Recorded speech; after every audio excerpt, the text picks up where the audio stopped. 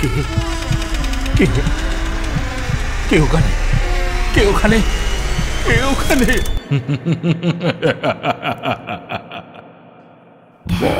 ভুতুরে, যেখানে জীবিত সব চরিত্র। নমস্কার শ্রোতা বন্ধুরা, বং ভুতুরে ইউটিউব চ্যানেলে আপনাদের স্বাগত। আজ আপনাদের জন্য রয়েছে লেখিকা সুদেষ্ণা ঘোষের কলমে গ্রাম বাংলার ভূতের গল্প, নিষিদ্ধ গ্রামের গল্প সিরিজের দ্বিতীয় পর্ব, গয়েশপুরের মহাশ্মশান। চার বন্ধু বহু বছর পর দেখা করে ঠিক করে ঘুরতে যাবে এবং মাঝপথে প্রাকৃতিক দুর্যোগের দরুন তারা একটি পোড়ো বাড়িতে আশ্রয় নেয় এবং সেখানেই তাদের জীবনের ভৌতিক অভিজ্ঞতা বাকিদের সাথে তারা গল্পের মাধ্যমে ভাগ করে নেয়। কিন্তু তারা সবাই জানেও না যে প্রতিটা বন্ধুর জীবনেই কতটা ভয়ের ঘটনা কেটে গেছে। সেই গল্পগুলোই আপনাদের জন্য থাকবে। গল্পের সূত্রধার হিসেবে রয়েছি আমি ইন্দ্রনীল, গল্পের নির্দেশনায় নির্মাল্য, কথক কুন্তল এবং অন্যান্য চরিত্রে অভিজিৎ, প্রীতম, বুবাই, সৌরভ, বাল্মীকি, ইন্দ্রনীল এবং নির্মাল্য। গল্পের শ্রুতি নাট্যরূপ করেছে অনিমেষ, সাউন্ড ডিজাইনে সায়ক চট্টোপাধ্যায় এবং পোস্টার ডিজাইনে সূর্য এবং শ্রীরূপ। চলুন তাহলে সময় নষ্ট না করে শুরু করা যাক লেখিকা সুদেষ্ণা ঘোষের কলমে গ্রাম বাংলার ভূতের গল্প, নিষিদ্ধ গ্রামের গল্প সিরিজের দ্বিতীয় পর্ব, গয়েশপুরের মহাশ্মশান। শুনতে থাকুন।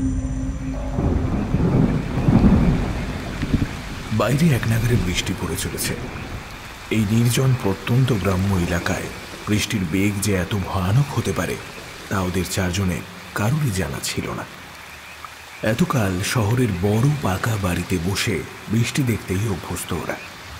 বৃষ্টি পড়লেই জানলার ফাঁকে হাত গলিয়ে বৃষ্টি ছোঁয়া, কিংবা কানে হেডফোন লাগিয়ে গান শোনা, কিংবা নিজের টাইমলাইনে একটা বৃষ্টির গান শেয়ার করা, এছাড়া আর কিছুই জানতো না তারা। বৃষ্টি বলতে ওরা অনলাইন অর্ডার করা খাবার, না হলে খিচুড়ি ছিল ওদের কাছে বৃষ্টির সঙ্গে। এর আগে ওরা এমন উপকূলের ধারে বৃষ্টির বাড়বাড়ন্ত প্রভাবকে কখনোই উপলব্ধি করেনি। কিন্তু ঝড় বৃষ্টির রূপ যে কতটা ভয়ানক হতে পারে তাই প্রথমবার তারা সবাই হারে হারে টের পেল। ইন্টারনেট ছাড়া একটা নির্জন পোড়া বাড়ির সাথে সাথে মেঝের গন্ধ ঠিক কতটা গা শিরশিরে অনুভব জোগাতে পারে তা ওরা ভালোভাবেই বুঝতে পারছে এখন। অতনু এতক্ষণ একটানা সেই গ্রামের ঘটনাটা বলে এখন একটা সিগারেট ধরিয়েছে। চোখ সওয়া অন্ধকারে সবাই সবাইকে দেখতে পাচ্ছে আবছা, ছায়াময়, বা বলা ভালো কেমন একটা ঘোলাটে ভাব। জীবন্ত আলোর মতো অতনুর সিগারেটটা জ্বলছে শুধু লাল আভার মতো, আর তার গন্ধে জায়গাটা ভরে উঠছে। এই বাড়িটা যেহেতু বহু পুরনো তাই সোদা সোদা গন্ধে ভরার সাথে সাথে একটু কেমন ধরনের যেন শিরশিরে ঠান্ডা লাগছে ওদের। এমন সময় শুভ বলল, বৃষ্টি কিন্তু থামবে বলে মনে হয় না, আর এদিকে রিসর্টের কারোর সাথেও যোগাযোগ করার কোনো উপায় নেই। তো কার মুখ থেকে যে বের হয়েছিলাম কে জানে। চিন্তা করছিস কেন শুভ? এক তো মাথার ওপর ছাদ পেয়েছিস, তার ওপর আমরা চারজন মিলে আছি। কিছু না হোক এতক্ষণ যেমন গল্প চলছিল অমন করেই বাকি রাতটা পার করে দেবে। সকাল হলে না হয় ঠিক একটা ব্যবস্থা করা যাবে। তা ঠিক বলেছিস তন্ময়। আমার আবার ঘুম নিয়ে কোনো সমস্যাই নেই। গাছের তলাতেও ঘুমাতে পারি, আবার সোনার খাটেও ঘুমাতে পারি। রাকিবের কথা শুনে বাকিরাও হাসতে লাগলো। চারজনের সবার ফোনে টাওয়ারের জায়গাটা কাটা ছিল। অতনু সিগারেটটা শেষ হওয়ার পর জায়গাটা আরো বেশি করে নিঝুম লাগছে যেন। মাঝে মাঝে বাজ পড়ছে আর অবিরাম বৃষ্টি হচ্ছে। দেরি করিস না শুভ, অতনুর মতন আবার একটা গল্প ধরতো দেখি। আচ্ছা আচ্ছা বলছি, তবে এটা শুধু গল্প নয় জানিস তো, আমার জীবনে ঘটে যাওয়া এক ভয়ানক সত্যি। আজও ভাবলেই সারা গায়ে একেবারে কাঁটা দেয়। জীবনে এত ভয় আমি কখনো পাইনি, জানিস তো।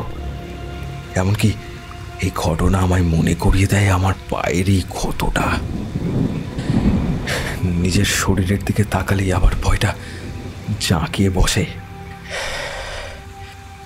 খুব কষ্ট হয়, জানিস তো, খুব কষ্ট হয়। বলিস কি শুভ? হ্যাঁ রে অতনু, ঠিকই বলেছিস।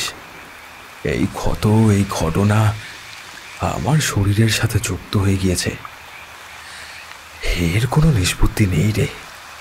যতদিন বাঁচব এই ক্ষত নিয়েই বেঁচে থাকতে হবে। ক্ষত বলতে কই দেখি। অতনুর কথা শুনে শুভর প্যান্টটা হাঁটু অবধি তুলে নিল।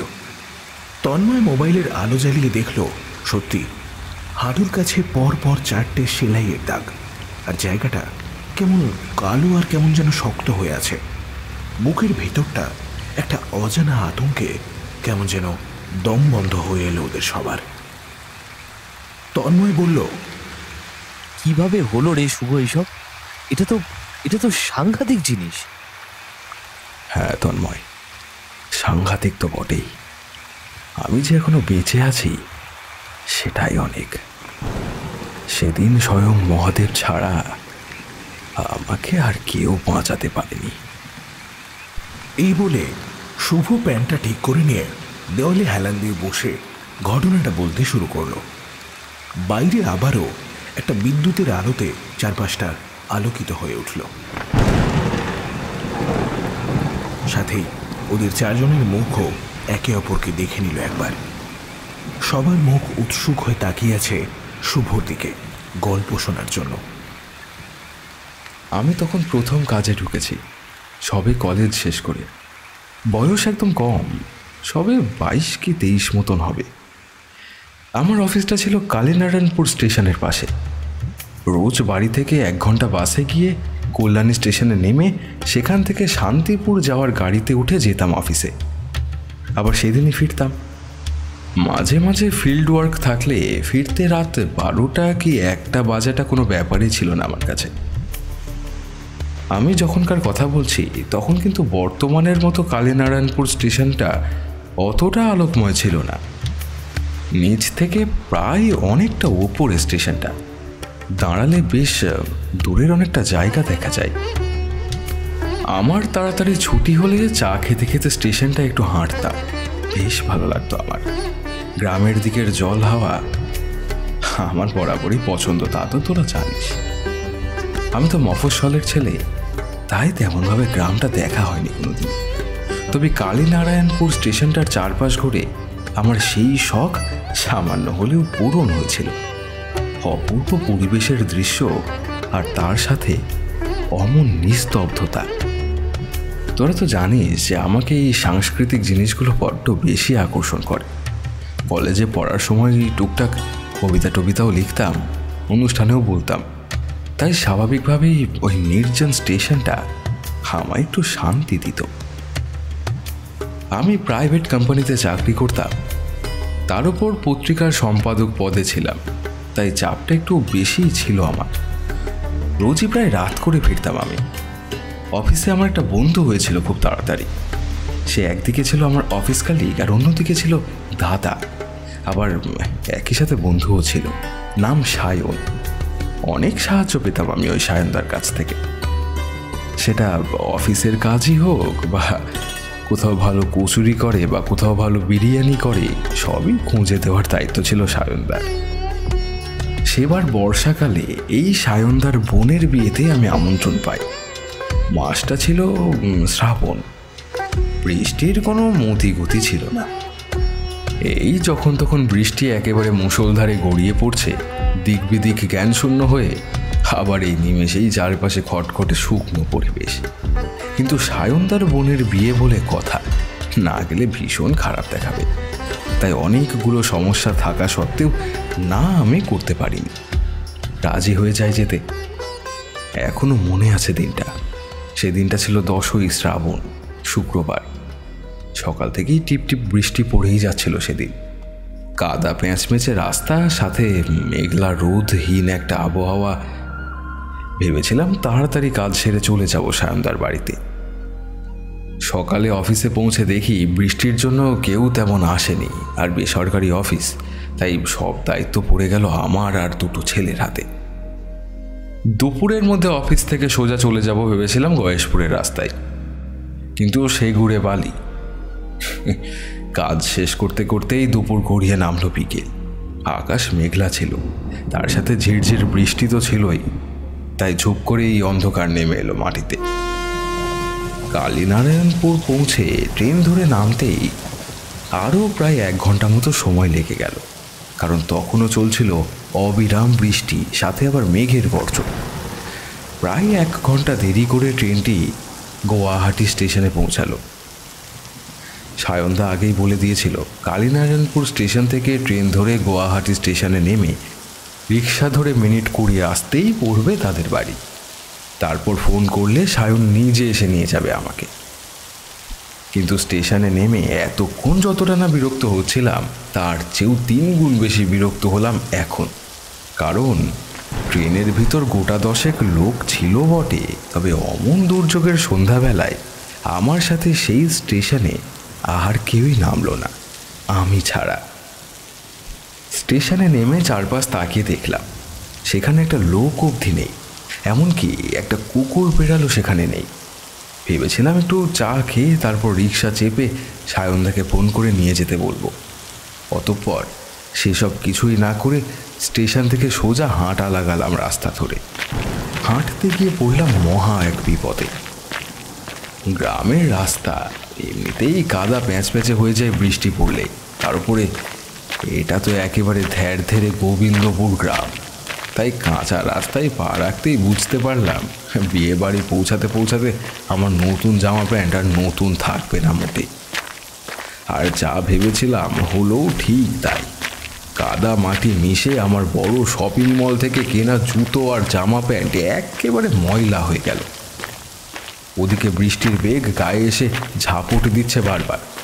মাথার ওপর ধরা ছাতাটা ব্রহ্মত আলোটুকু বাদ দিয়ে সর্বত্র ভিজিয়ে দিয়েছে আমাকে। অবাধ্য ঝোড়ো শোঁসো বাতাস মাঝে মাঝে ছাতাটাকে ভেঙে চুরমার করে ফেলতে চাইছে। এভাবেই অনেকক্ষণ হাঁটার পরও যতদূর চোখ যায় তার মধ্যে একটা রিক্সাও আমি দেখতে পেলাম না।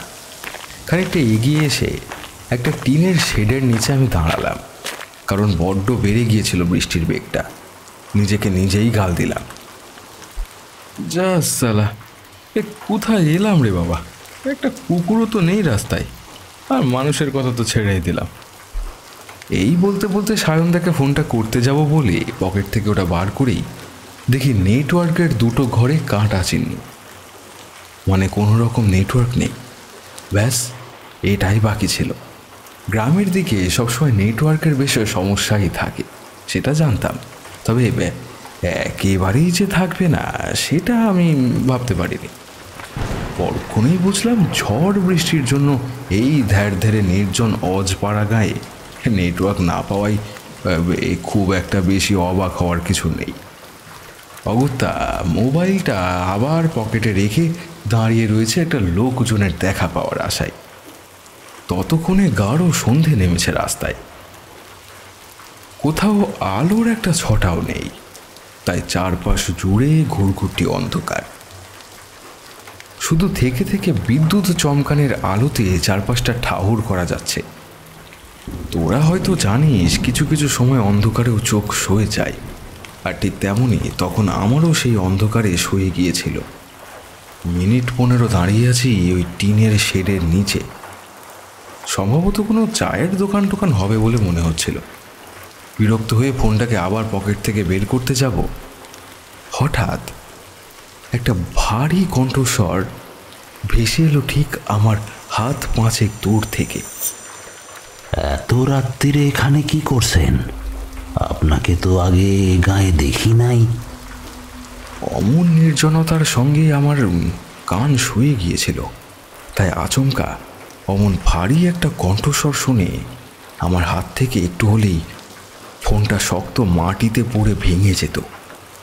কোনো মতে পিছন ফিরে দাঁড়ালাম, দেখলাম একটা লোক দাঁড়িয়ে রয়েছে ঠিক আমার থেকে সামান্য কিছুটা দূরে। গায়ে একটা সাদা চাদর মোড়ানো লোকটার, মিশমিশে কালো গায়ের রং। কিন্তু তার চেহারা আর মুখ বোঝাই যাচ্ছে না সেই অন্ধকারে। ইয়ে মানে আচ্ছা, এই দিক থেকে গয়েশপুরের রিক্সা পাওয়া যাবে? লোকটি কিছুক্ষণ জড় বস্তুর মতো দাঁড়িয়ে রইল, কিছু বলল না। তারপর বলল, এই দুর্যোগের রাত্রিরে এই গায়ে কিচ্ছুটি পাবেন নে আপনি।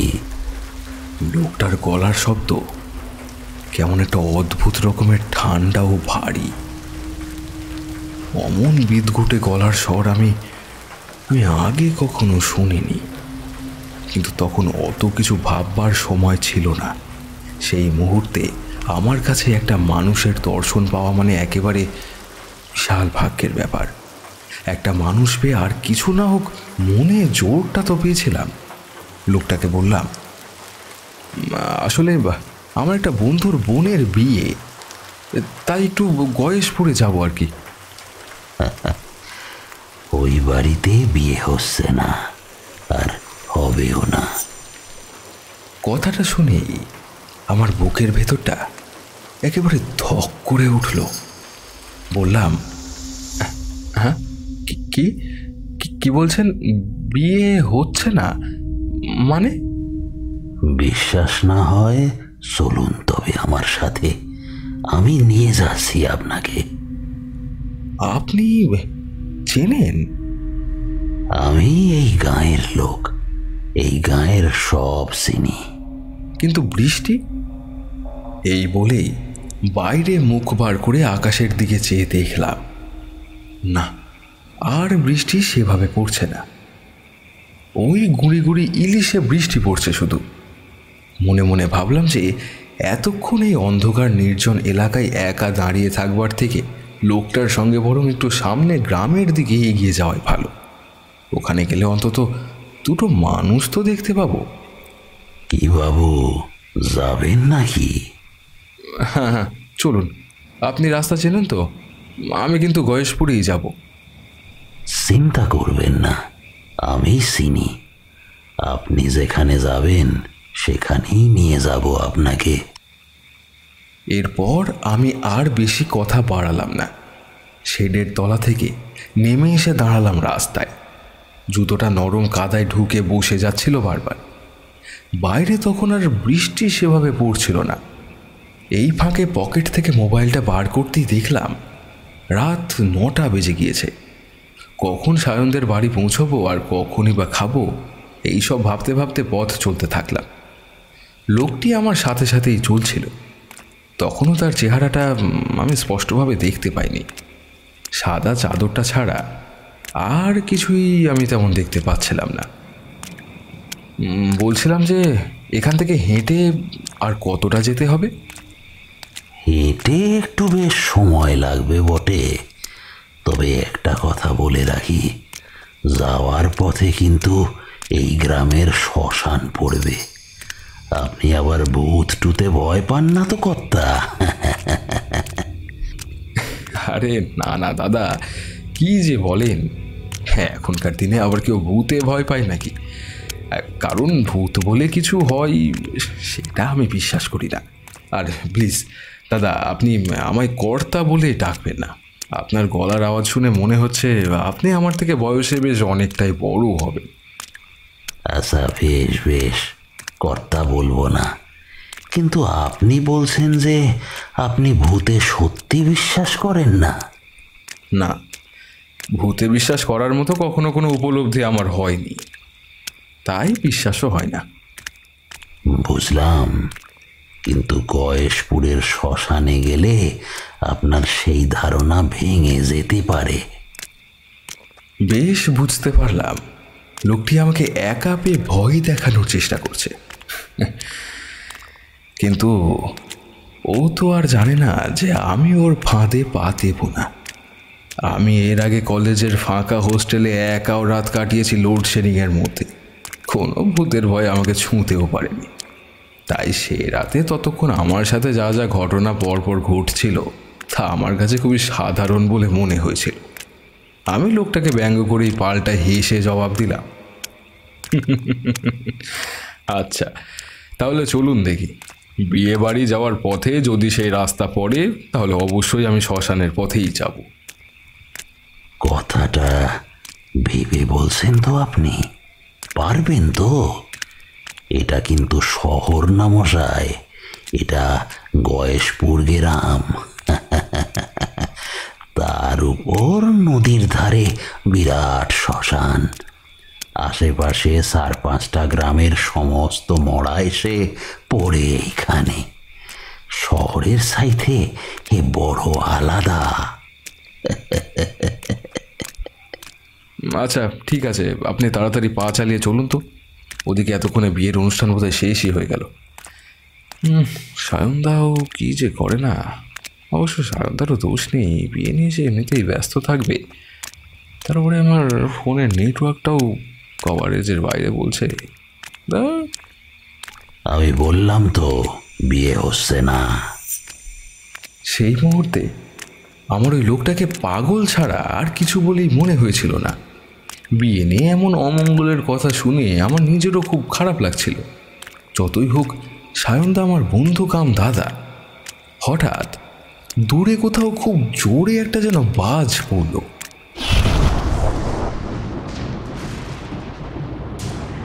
বিদ্যুতের ঝলকানিতে এক পলকের জন্য লোকটাকে আমি স্পষ্ট দেখতে পেলাম। সারা গা সাদা একটা চাদরে ঢাকা, হাত গলা কিছু দেখা যাচ্ছে না। মুখটা সাদা ফ্যাকাশে মতো, বড় বড় দুটো চোখ আর মোটা একটা গোঁফের ওপর সাদাটে ঠোঁট। চোখগুলো যেন একেবারে ঠিকরে বেরিয়ে আসবে। বয়স আন্দাজ বছর 50-এর নিচেই হবে। কতক্ষণ পথ হেঁটেছি ঠিক সময়ের হিসেব নেই। লোকটি আমার সাথে একই রকম তাল মিলিয়ে চলছে। একবারের জন্য মনে হচ্ছে না যে লোকটি আমার থেকে একটু পিছিয়ে বা সামনে এগিয়ে গেছে। বললাম, আর কতক্ষণ বাকি মশাই? রাস্তায় তো কোনো লোকও নেই, আমরা ঠিক পথে চলছি তো? জানি শহরের মানুষেরা চালাক হয়, কাউকে বিশ্বাস করতে চায় না। তা বলে গ্রামের মানুষেরা কিন্তু মোটেই অমন নয়, তারা কখনো কাউকে ঠকায় না। আপনি চলুন, আমি ঠিক পথেই নিয়ে যাচ্ছি আপনারে।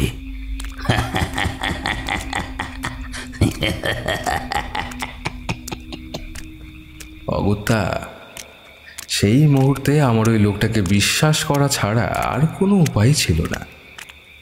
একটানা পথশ্রমের ক্লান্তিটাকে দূর করবার জন্য আমি লোকটার সাথে টুকটাক কথা বলবার চেষ্টা করছিলাম। হে দেখেছেন, এতক্ষণ ধরে আপনার সাথে আছি, অথচ আপনার নামটাই জানা হয়নি এখনো। এই ঝড় বৃষ্টি রাতে আপনি আমাকে কত বড় সাহায্য করছেন, অথচ আপনার নামটা জানা না থাকলে কি বড়ই না অকৃতজ্ঞতার মতো কাজ হয়ে যেত বলুন তো। মানুষে কি মানুষের নাম দিয়ে মনে রাখেন নাকি? মানুষ তো মনে রাখে কাজকর্ম দিয়ে। আমার নাম হারাধন পুরকায়স্থ। ও আচ্ছা আচ্ছা, আমি শুভঙ্কর। ভালোবেসে সবাই আমাকে শুভ বলে ডাকে। চারপাশে নিখস অন্ধকার, কোথাও আলোর কোনো হদিশ সেইভাবে নেই। বারবার মনের ভিতরে কু ডাকছিল। মনের ভিতর থেকে কে যেন আমায় ডেকে ডেকে বলছিল, যাস নেই, লোকটার সাথে যাস নেই, বড় বিপদ হবে তো, যাস নেই। এতক্ষণ হেঁটে হেঁটে এলি, একটা মানুষেরও তো দেখা পেলি না, এমনকি একটা গৃহস্থ বাড়িও দেখা গেল না। কোন ভরসায় যাচ্ছিস? তাই বলছি, যাস না, যাস না, আর ওই লোকটার সাথে যাস না। তৎক্ষণাৎ নিজের মনের ভিতর হয়ে যাওয়া চিন্তাটাকে প্রশ্রয় না দিয়ে আবার লোকটার সাথে গল্প জুড়লাম। আচ্ছা হারাধনবাবু, এই পথে চললে কি পথটা তাড়াতাড়ি পৌঁছাতে পারবো আমরা? না, এই পথ দিয়ে হাঁটলে সবার আগে পড়বে গয়েশপুরের মহাশ্মশান। আপনি একটু আগে বলছিলেন না যে আপনি ভূতে বিশ্বাস করেন না, তাই এখানে নিয়ে এলাম। কথাটা শুনে আমার মাথাটা না ভীষণ গরম হয়ে গেল। তার মানে এতক্ষণ ধরে হাঁটার পর আমি সায়নদার বাড়ি না এসে পৌঁছালাম এই মহা শ্মশানে। লোকটা আমার সাথে শুধুমাত্র মজা করার জন্য এত দূরে এই বৃষ্টির মধ্যে নিয়ে এলো। ইচ্ছে করছিল লোকটাকে 2-4টে কাঁচা খিস্তি দিই, কিন্তু পরক্ষণে নিজেকে সামলে নিলাম, কারণ এই গঞ্জ গ্রামে দুর্যোগের রাতে শুধুমাত্র এই লোকটি ছাড়া আমার ভরসা করার মতো আর কেউ নেই। আমার পিঠের ব্যাগে তখনও সায়নের বোনের জন্য কেনা লাল পেড়ে শাড়ি। এই সমস্ত বিয়ের জিনিস শ্মশানের ওপর দিয়ে নিয়ে যাওয়াটা ঠিক নয়, তাই যতটা সম্ভব মাথা ঠান্ডা রেখে বললাম, আচ্ছা বেশ বেশ, তা না হয় শ্মশানের ওপর দিয়ে যাচ্ছি, এই কিন্তু শ্মশান পেরিয়ে সায়নদার বাড়ি আর কতটা বলুন তো একবার আমাকে। সেখানে পৌঁছনোর আর কোনো দরকার নেই মশাই, কারণ এই শ্মশানেই সব উত্তর পেয়ে যাবেন।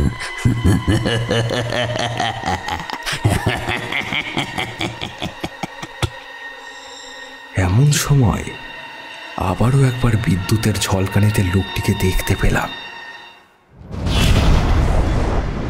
তবেই এবার লোকটিকে দেখে আমার বুকের ভিতরটা কেমন যেন ছ্যাঁত করে উঠল। লোকটি কেমন যেন শূন্যে ভেসে ভেসে রয়েছে বলে আমার মনে হচ্ছিল। তার শরীরটাও কেমন যেন ফুলে গিয়েছে আগের থেকে। কি সব আবোল তাবোল বকছেন? শ্মশানে কি আছেটা কি? বলছি আপনি দয়া করে আমায় সায়নদার বাড়িতে পৌঁছে দিন, আমি সারা জীবন আপনার কাছে কৃতজ্ঞ থাকব। দয়া করে পথচারীর সাহায্যটা করুন। যেখানে আপনার যাওয়ার কথা আমি আপনাকে ঠিক সেইখানেই নিয়ে এসেছি। আর হ্যাঁ, গয়েশপুরের মহাশ্মশানে একবার এলে কেউ কিন্তু আর ফেরত যেতে পারে না, তাই খুব সাবধান।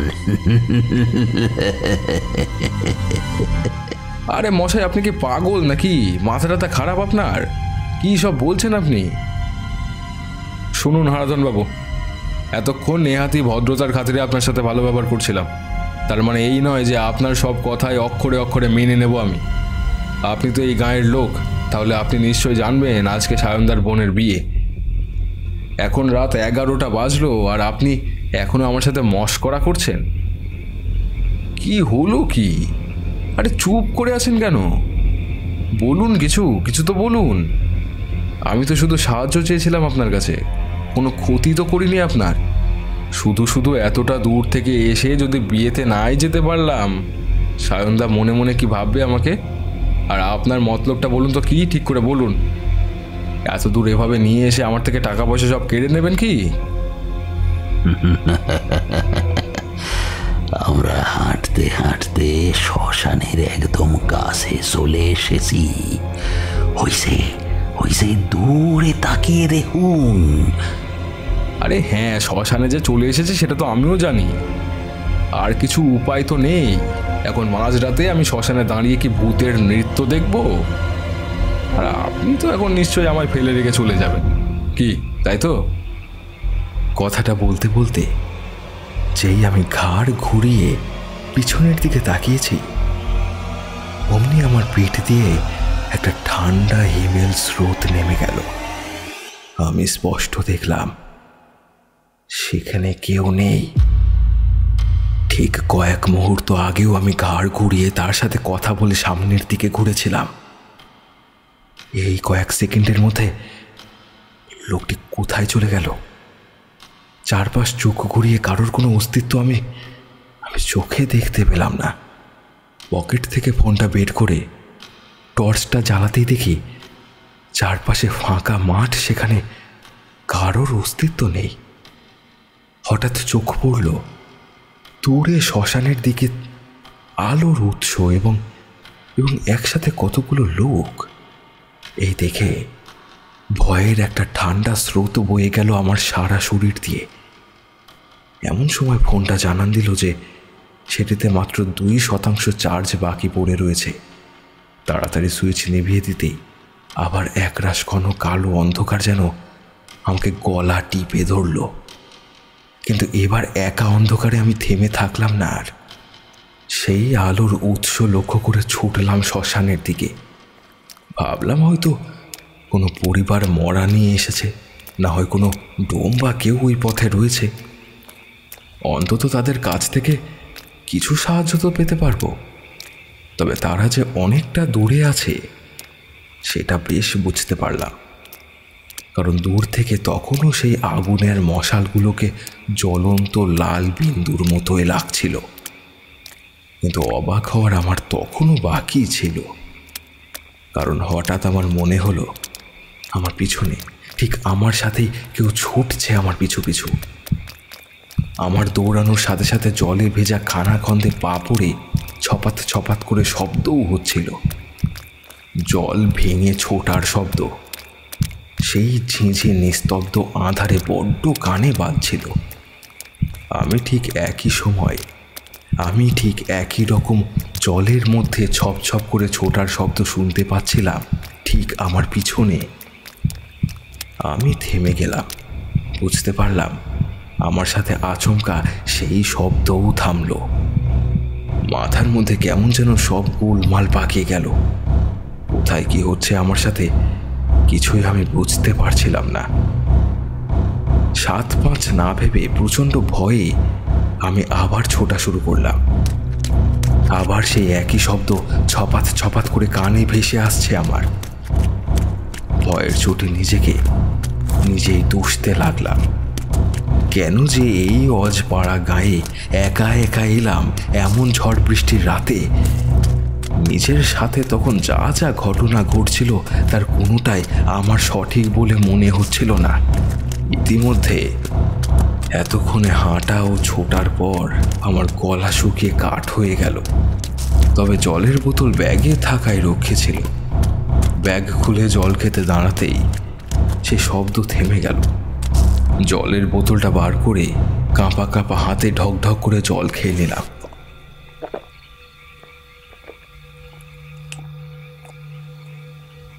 আমি বুঝতে পারছি আমার চারপাশ ঘিরে কেউ বা কারা যেন ঘোরাফেরা করছে। তারা কঠোর দৃষ্টিতে আমার দিকে চেয়ে কেবল আমাকেই দেখছে। প্রবল কৌতূহল হলো পিছন ঘুরে তাকাতে, অথচ মনের মধ্যে আমার চরম ভয় তখনও। আমি যেন কোনো দৈব শক্তির বলে জানতে পেরেছিলাম পিছন ঘুরলেই আমি যা দেখতে পাবো সেটা মোটেও আমার জন্য সুখকর হবে না।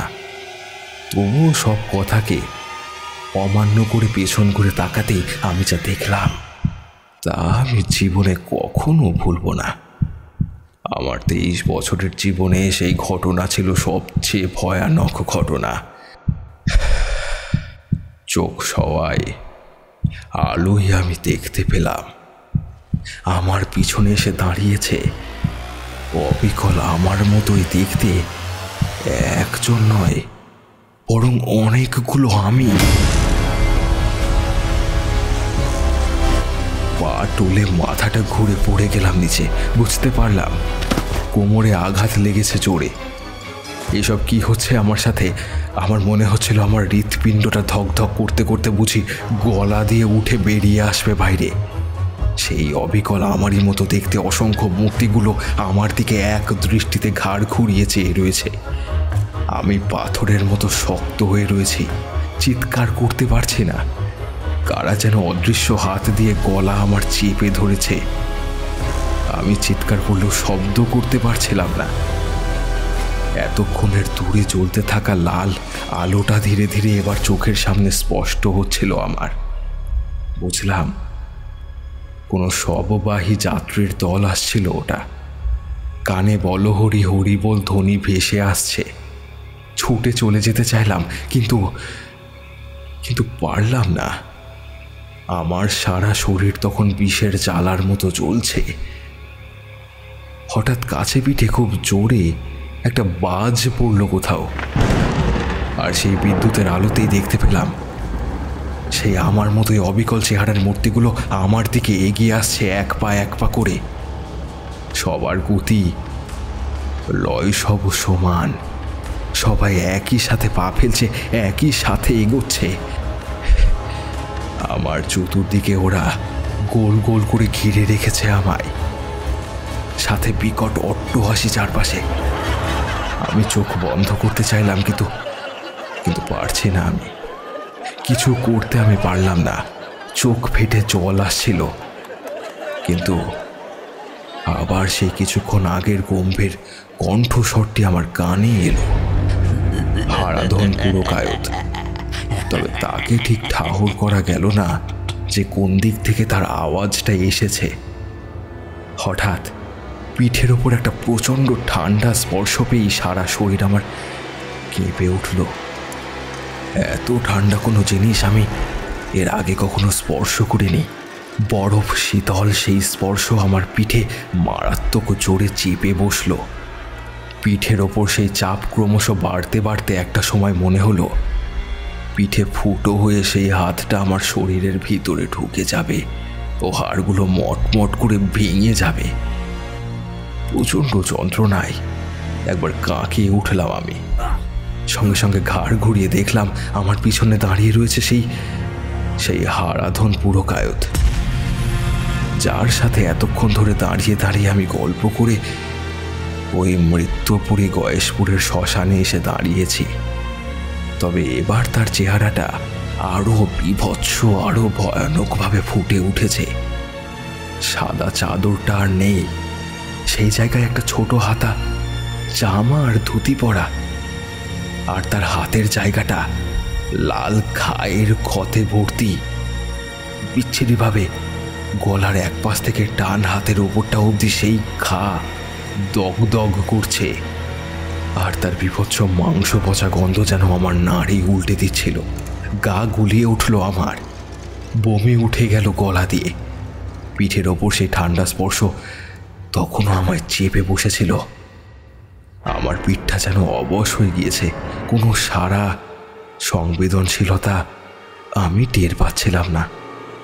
তার সাথেই ওই গন্ধ। আমি বুঝতে পারছিলাম যে আমি যেন ধীরে ধীরে জ্ঞান হারিয়ে ফেলবো এবার।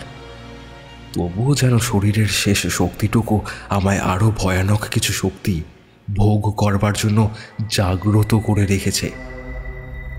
এমন সময় হারাধনের গলার স্বর কানে ভেসে এলো আমার। গায়ের লোক কিন্তু মিথ্যা কথা বলে না মশাই। আপনারে আমি ঠিক জায়গাতেই এনে ফেলেছি।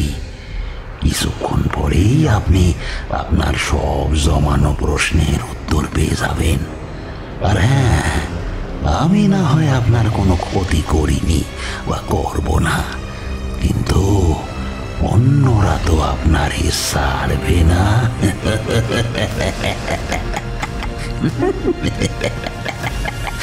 এই যে আমায় ভালো করে চিনে রাখুন। তাকান আমার দিকে, তাকান। আপনি তো আবার শহরের লোক, ভূতে বিশ্বাস করেন না, কিন্তু আমার দিকে একটু তাকিয়ে দেখুন।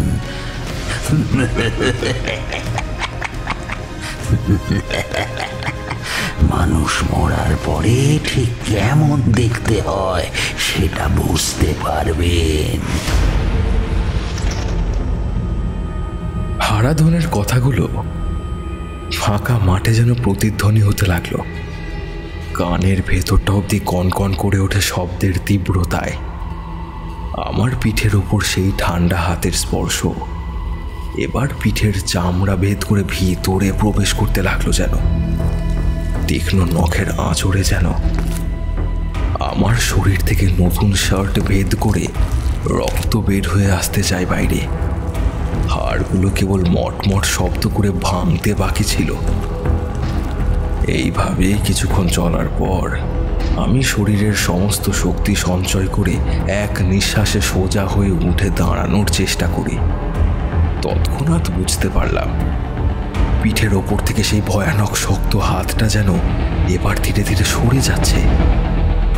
এমন সময় হঠাৎ আবার কোথাও যেন একটা খুব জোরে বাজ পড়ল, আর সেই বিদ্যুৎ চমকানোর আলোতে আমি আবার দেখতে পাই হারাধনকে।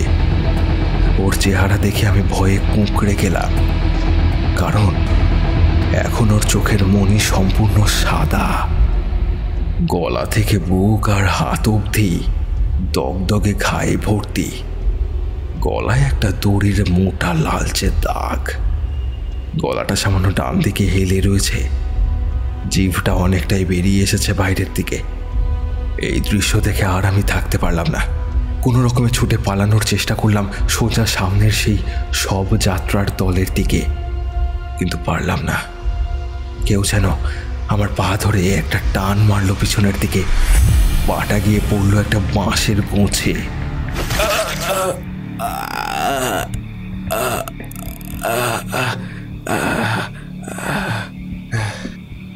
প্রচণ্ড যন্ত্রণায় আমি কাদা মাখা মাঠে থুবড়ে পড়ে গেলাম। হাঁটুটায় প্রবলভাবে আঘাত লাগলো। মনে হলো যেন জিন্সের ওপর দিয়ে হাঁটুটা ফালা ফালা হয়ে গিয়েছে আমার। এই সেই দাগ যা সারা জীবন বয়ে নিয়ে ঘুরতে হবে আমাকে। এরপর সোজা হয়ে শুতেই বুঝতে পারলাম আমার বুকের ওপর কেউ যেন চেপে বসে রয়েছে। তার মুখ দেখতেই আমার শরীর আবার কেঁপে উঠল। সেই অশরীরীকে, অবিকল আমার মতো দেখতে, একই রকম মুখ, একই রকম শরীর, এমনকি একই রকম পোশাক পরা। সে আমার বুকের ওপর বসে আমার গলার টুঁটিতে হাত রাখলো। তবে আমার বুকের ওপর যে বসেছিল তার ওজন ক্রমে বাড়তে থাকলো। প্রবল যন্ত্রণা হতে থাকলো আমার বুকে। মনে হচ্ছিল যেন বুকের ওপর কেউ পাহাড় বসিয়ে দিয়েছে। একই সাথে পাল্লা দিয়ে বাড়ছিল গলার ওপরে পাওয়া চাপটা। সেই অবিকল আমার মতো দেখতে মূর্তিটা হারাধন পুরকায়েতের কণ্ঠস্বরে বলল, দেখুন মৃত্যু যন্ত্রণায় কতটা কষ্ট হয়। দেখুন দড়িটা যখন গলায় চেপে বসে জিভটা বেরিয়ে আসে তখন যে কতটা ভয়ানক কষ্ট হয় দেখুন সেটা। আমার হয়েছিল ঠিক এই কষ্টটাই হয়েছিল। কি কষ্ট! ভূত হতে গেলে অনেক কষ্ট সহ্য করতে হয়, অনেক কষ্ট। জীবনটা ছেড়ে ভূত হয়ে ঘুরে বেড়ানো অনেক কষ্টের। প্রিয় মানুষগুলোকে কেউ ছেড়ে আসতে চায় না, কেউ না। হাত পা ছুঁড়ে ছটফট করছিলাম। দম ক্রমে ফুরিয়ে আসছিল আমার। একই সাথে বুকের ওপর চেপে বসা সেই অবিকল আমার ওজন অস্বাভাবিকভাবে বেড়েই চলেছিল। একটা সময় চোখে মুখে অন্ধকার দেখতে শুরু করেছিলাম। বুকের উপর চাপটা এতটাই বেশি মনে হচ্ছিল যে বুকের পাঁজরের হাড়গুলো যেন একটা একটা করে ভাঙতে শুরু করবে মনে হলো। ওদিকে গলার টুটিটা বোধ হয় ভেঙেই মারা যাব আমি। দম বন্ধ হয়ে মারা গেলে কি কষ্ট যে মানুষের হয় তা সেদিন আমি হাড়ে হাড়ে টের পেয়েছিলাম রে। সেদিন মৃত্যুকে খুব কাছ থেকে উপলব্ধি করেছিলাম আমি। এমন সময় হঠাৎ আমার মাথায় আমার গুরুদেবের কথা মনে পড়ে গেল। আমার সঙ্গে সঙ্গে আমি আমার গুরু, আমার ইষ্ট দেবতাকে স্মরণ করে গায়ত্রী মন্ত্র জপতে লাগলাম। ততক্ষণে আমি প্রায় অর্ধেক মারা গিয়েছি। যতটুকু শক্তি বেঁচে ছিল তাতেই শুরু করলাম সেই মন্ত্র জপ। কিছুক্ষণের মধ্যেই অনুভব করলাম সেই চাপ যেন ধীরে ধীরে মুক্ত হতে লাগলো আমার গলার আর বুকের ওপর থেকে। জোরে জোরে কয়েকবার নাক মুখ দিয়ে শ্বাস টানলাম আমি, তবে উঠতে পারলাম না। মাটিতে লুটিয়ে পড়ে থাকলাম। চারপাশে একবার ভালো করে তাকিয়ে নিয়ে দেখতে পেলাম অবিকল আমার মতো চেহারার সেই সমস্ত মূর্তিগুলো আমায় গোল হয়ে ঘিরে দাঁড়িয়ে রয়েছে আমার চারপাশে, কিন্তু তারা কেউই আমাকে ছুঁতে পারছে না।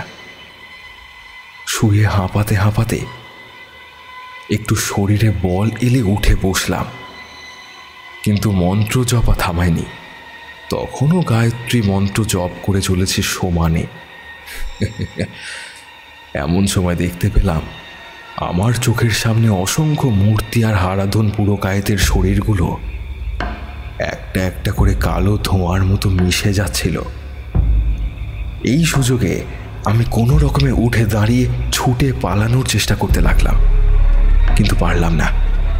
অবশেষে কোনো উপায় না দেখে মাটিতে বসে ঘষ্টে ঘষ্টে চললাম সেই শবযাত্রীর দলের দিকে।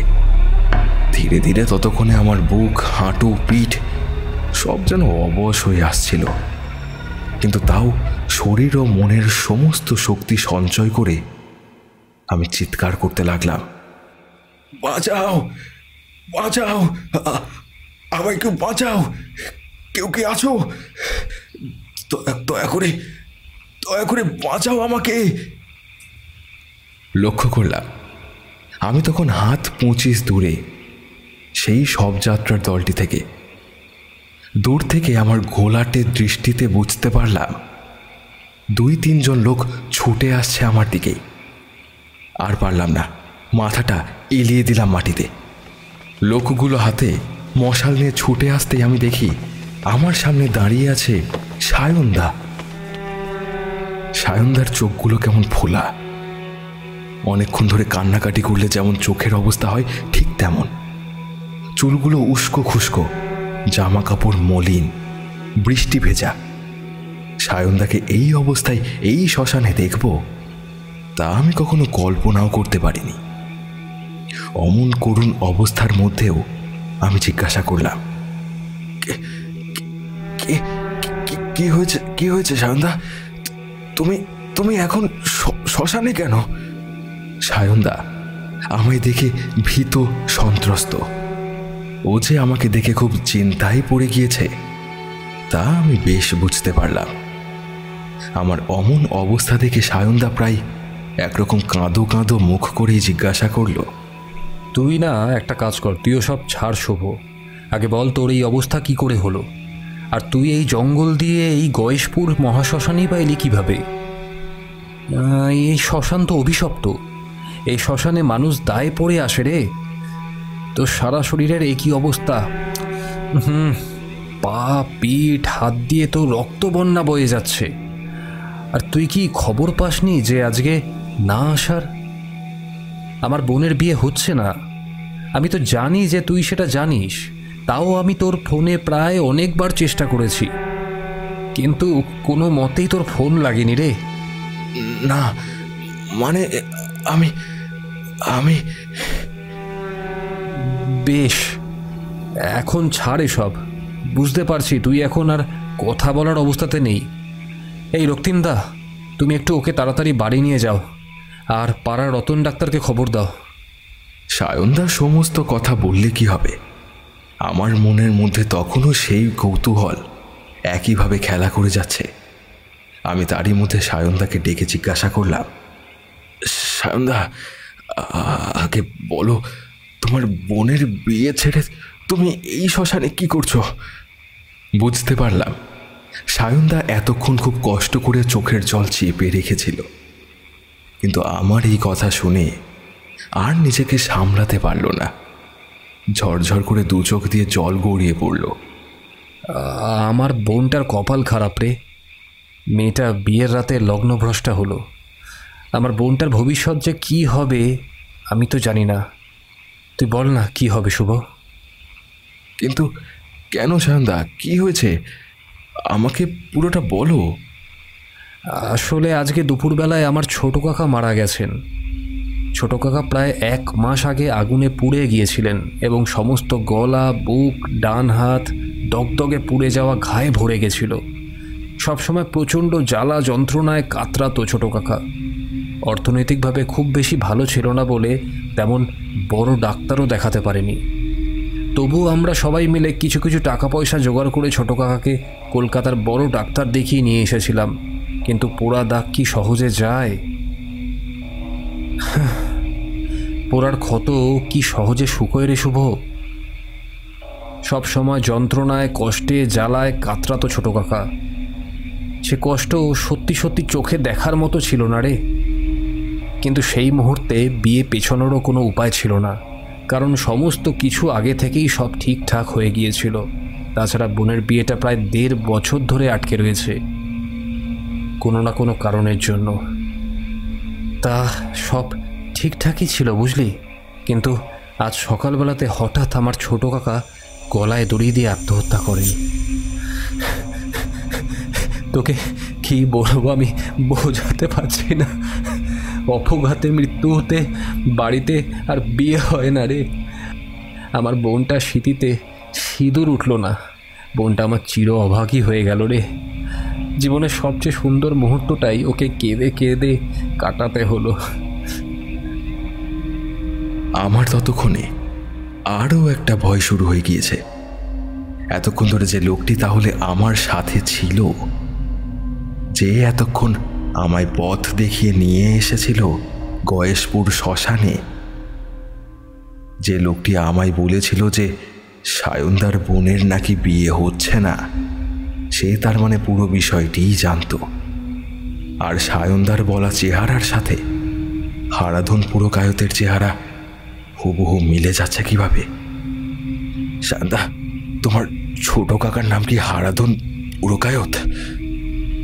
হ্যাঁ রে শুভ, আমার ছোট কাকার নাম হারাধন পুরকায়ত। কিন্তু তুই এটা কিভাবে জানলি? এটা তো তোর পক্ষে জানা কোনোভাবেই সম্ভব নয়। আমি কখনোই তোর কাছে আমার ছোট কাকার গল্পও করিনি। যদিও মরা মানুষকে নিয়ে কখনো সমালোচনা করতে নেই, তাও বলবো যে আমার ছোট কাকা মানুষটি খুব একটা ভালো ছিলেন না কোনো কালেই। চিরকাল মানুষকে মিথ্যে কথা বলে ঠকিয়ে লোকের জিনিস আত্মসাৎ করে বড় হয়েছিলেন। কিন্তু অমন সুখ তো সইল না। 50 বছরের আগেই কারখানায় কাজ করতে করতে পুড়ে গিয়ে গলায় দড়ি পড়েই মরতে হলো তাকে। তবে বামুন ঠাকুর বলেছেন যে ওনার মরায় নাকি দোষ রয়েছে। তাই ওনার আত্মা এখন সবসময় নাকি ঘুরে বেড়াবে এই গ্রামে। এই শুনে একরকম যেন অবাক হয়েই আমার চোখের দিকে তাকিয়ে থাকে সায়নদা। সায়নদা আরও অনেক কিছু বলে যাচ্ছিল, কিন্তু আমার কানে তার আর কোনো কথাই ঢুকছিল না। আমার তখন হাত পা একদম ঠান্ডা বরফের মতো হয়ে গিয়েছে। ভয়ে মাথা টলমল করে ঘুরছিল। আমি বুঝতে পারলাম আমায় 3-4 জন লোক মিলে ধরে নিয়ে যাচ্ছিল সামনের দিকে। যেতে যেতে একবার সাদা কাপড়ে ঢাকা মৃতদেহের দিকে সে জ্ঞান হারিয়ে ফেললাম। তবে জ্ঞান হারানোর একদম শেষ মুহূর্তের আগে দেখলাম সাদা কাপড়ে ঢাকা রজনীগন্ধার মালা দিয়ে রাখা মৃতদেহের মুখ। আর আমি এতক্ষণ ধরে যার সাথে গল্প করলাম, পথ চললাম, সেই লোকটির মুখ অবিকল এক। লোকটির নাম হারাধন পুরকায়ত। তারপর আমার যখন জ্ঞান ফিরল, দেখলাম তখন আমি সায়নদার বাড়িতে শুয়ে রয়েছি। আমায় ঘিরে রয়েছে তাদের বাড়ির সকলেই। সোজা হয়ে উঠে বসতে গিয়ে টের পেলাম আমার সারা শরীরে মারাত্মক ব্যথা। পিঠে, গলায়, পায়ে সব জায়গায় সাদা ব্যান্ডেজ করে রাখা আছে। মাথাটা একদম ভার হয়েছিল, চোখের দৃষ্টি ঘোলাটে মতো। তারপর আমার বাড়িতে খবর দেওয়া হলে আমায় অ্যাম্বুলেন্সে করে কলকাতার বড় হাসপাতালে এনে রাখা হয়। এরপর আমার সম্পূর্ণরূপে সুস্থ হতে প্রায় 1.5 মাস মতো সময় লেগে যায়। সায়নদা এর মধ্যে প্রত্যেক সপ্তাহতেই প্রায়ই আমার কাছে এসে আমার খোঁজ নিয়ে গিয়েছে। আর আমার কাছে এলেই শুধু বলতো, আমি তোকে সেদিন বহুবার কল করে বলার চেষ্টা করেছিলাম এই ঘটনাটা, কিন্তু কেন জানি না, নেটওয়ার্কের কোনো সমস্যার জন্যই হোক বা অন্য কোনো কারণেই হোক, আমার ফোনে কিন্তু কোনো কলই ঢোকেনি সায়নদার। তবে 1.5 মাস পরে সুস্থ হলেও আমার মন থেকে সেই ভয় তখনও যায়নি। পায়ে সেই সেলাইগুলো যতবারই দেখতাম ততবারই অভিশপ্ত সেই রাতের কথা আমার মনে পড়ে যেত। আর একটা ব্যাপার, মাঝে মধ্যে আমি একা থাকলে ওই হারাধন পুরকায়তের গলা শুনতে পেতাম, ওর উপস্থিতি টের পেতাম আমি। ভয়ে আমার আবার শ্বাসকষ্ট শুরু হয়ে যেত। এইভাবে অনেকদিন চলার পরে আমার মায়ের নির্দেশে আমি যাই এক পীর বাবার কাছে। পীর বাবা আমায় দেখে বললেন, শোন রে বেটা, তোর শরীরে কোন নজর পড়েছে অশরীরীর। তুই কোনো অন্ধকার 3 মাথার রাস্তায় দাঁড়িয়ে কোনো প্রেতের সাথে কথা বলেছিলি, তাই সে তোর ওপর ভালোভাবেই কবজা করেছে। ও কিন্তু সুযোগ খুঁজছে তোর ক্ষতি করার। এখন তাহলে আমি কি করব বাবা? শোন, আমি তোকে একটা রুদ্রাক্ষ আর একটা তাবিজ দিচ্ছি। এগুলো তোর শরীরে বেঁধে নে, আর ভুল করেও তুই এই দুটো কখনোই নিজের শরীর থেকে কিন্তু খুলবি না। এরপর আমি সেই রুদ্রাক্ষ গলায় ধারণ করি আর সেই তাবিজও হাতে পড়ি। বললে বিশ্বাস করবি না, আশ্চর্যজনকভাবে সেদিনের পর থেকে আমার সাথে আর কোনো অঘটনই ঘটেনি। আমি আগে যেমন ঘন ঘন কারোর উপস্থিতি, কারোর চলাফেরার শব্দ, কারোর কথা বলার শব্দ এসব টের পেতাম, সেটা আর পাচ্ছি না। তারপর থেকে আমি রোজ গায়ত্রী মন্ত্র জপ করি, কারণ সেদিন এই মন্ত্রের জোরেই আমি বেঁচে ফিরে আসতে পেরেছিলাম। এই মন্ত্র স্বয়ং আমায় সেদিন এত বড় বিপদের হাত থেকে যে বাঁচিয়েছিল।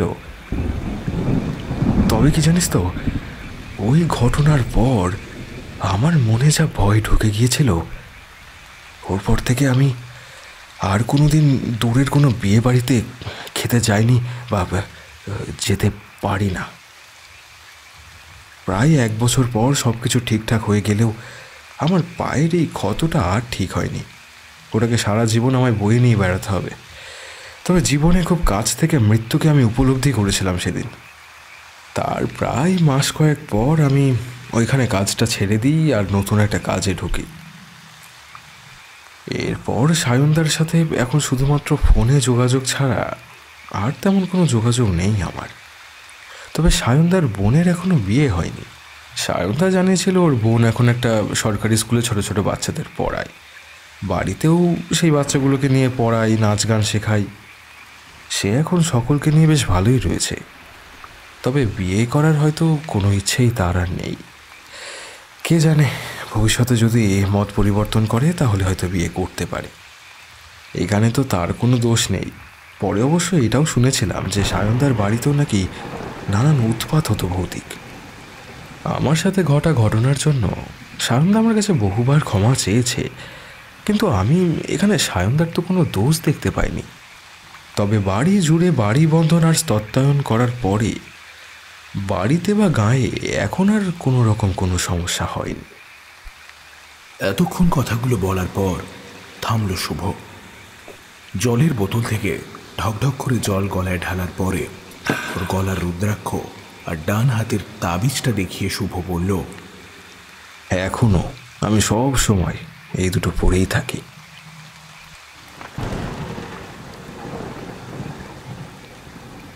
শুভর কথা শেষ হতে না হতেই বাইরে একটা জোরে বাজ পড়ল।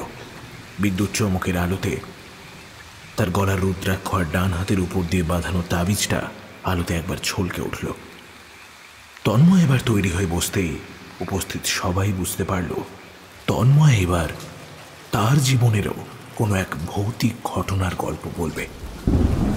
বৃষ্টিটা কমে গিয়ে আবার একটা দমকা বাতাসের সাথে সাথে বৃষ্টি শুরু হলো মুষলধারে। ঘড়িতে সময় তখন রাত 1:18।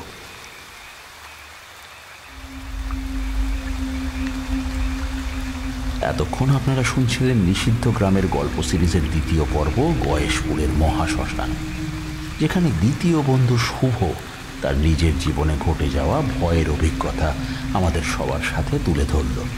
কিন্তু এর পরেও বাকি দুজন, তাদের জীবনে কি এমন ঘটেছিল সেই সম্পর্কে জানতে হলে চোখ রাখুন আমাদের চ্যানেল বং ভুতুড়েতে, কারণ খুব শীঘ্রই এই সিরিজের তৃতীয় পর্ব মেঘালয়ের আতঙ্ক অর্থাৎ তন্ময়ের জীবনে ঘটে যাওয়া ভৌতিক রহস্য আপনাদের কাছে নিয়ে হাজির হব। চোখ রাখুন আমাদের চ্যানেলে, আর আমাদের উপস্থাপনার সাথে যুক্ত হয়ে থাকতে আমাদের চ্যানেলটিকে সাবস্ক্রাইব করে পাশে থাকা বেল আইকনটি প্রেস করে দিন। তাহলে আমাদের শুধু এই সিরিজ নয়, কোনো গল্পই আপনি মিস করবেন না। শুভরাত্রি।